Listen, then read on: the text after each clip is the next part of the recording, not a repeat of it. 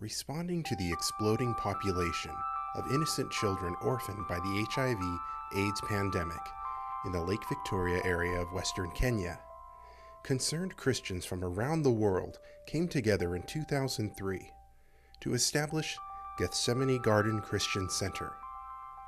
Hope is being given to the hopeless. The innocent are being rescued, and the next generation is being equipped to lead their tribe on a new path, a path with Jesus Christ.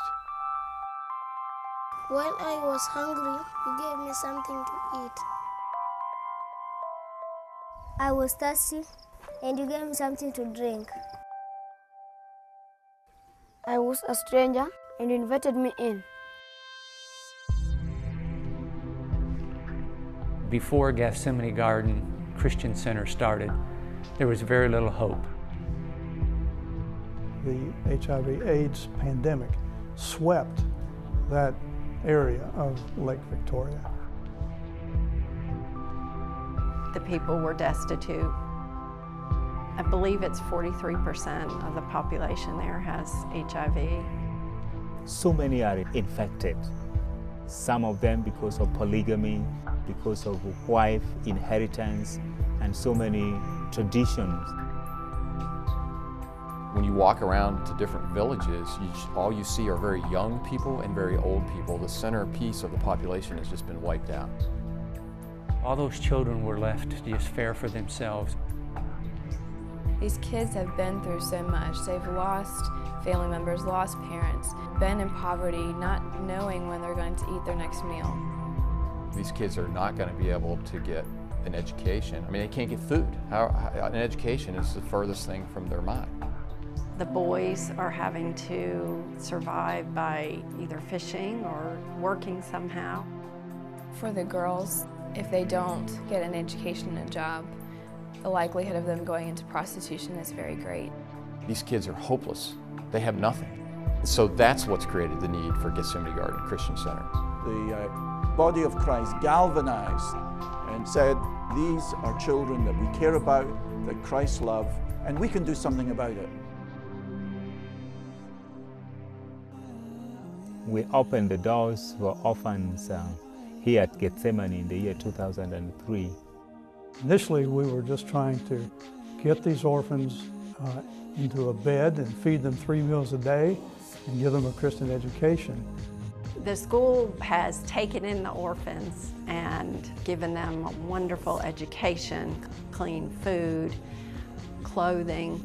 And when they come to the school, they find love and safety and food and protection, and they are just overjoyed and so grateful for the opportunity to be part of what's going on there.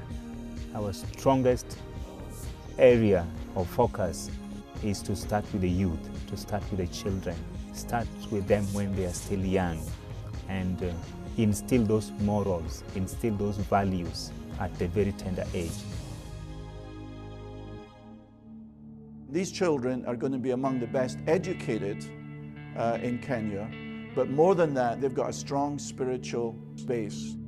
I was just overwhelmed with how much they already knew in their mature relationship with Christ already.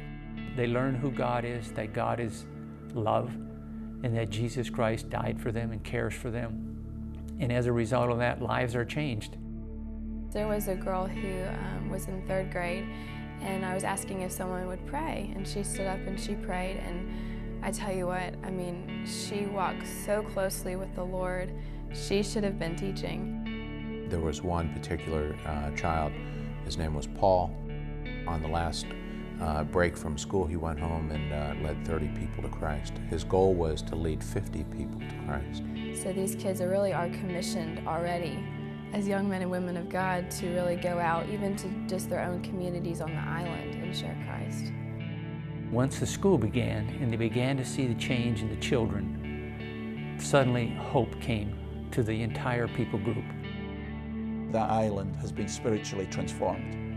And the impact of the gospel in that area has been phenomenal so that even government officials, fairly hard-headed, skeptical government officials in Nairobi or elsewhere, realize something's going on here. They're much more open about hearing about the saving grace of Christ. There was a great appreciation for the change that had come to that community as a result of the gospel life that comes through that school. Well, we started with grades K through 3 with 110 students. Every year there's been a grade added to the school, and so this is our first year of having high school kids. And we had to add a science lab and a computer lab on an island with no electricity. There is what we're calling an upper school that's being built right now. Upper school students need more advanced classrooms. All the things that high schoolers need really to get that top-notch education. So we're going to have tremendous needs to maintain the growth, to get these students through the 12th grade and prepare to send them off into the future.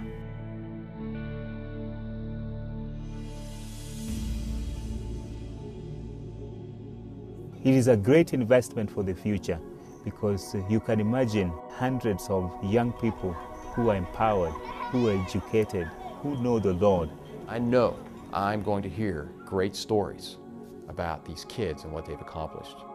The little boy that we support has decided he wants to be a pilot.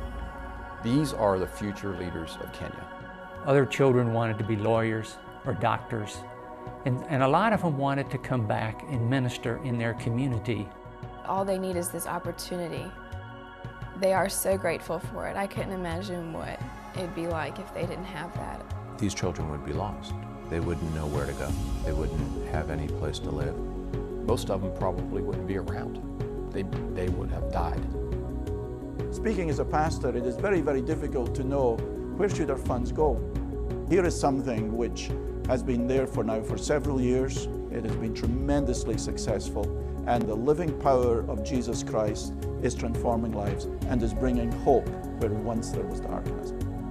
It very much is about the Kenyan people being granted the resources through God's people in order to be able to care for their children and to grow them up to be other Kenyans who in turn can mentor and teach and help other people.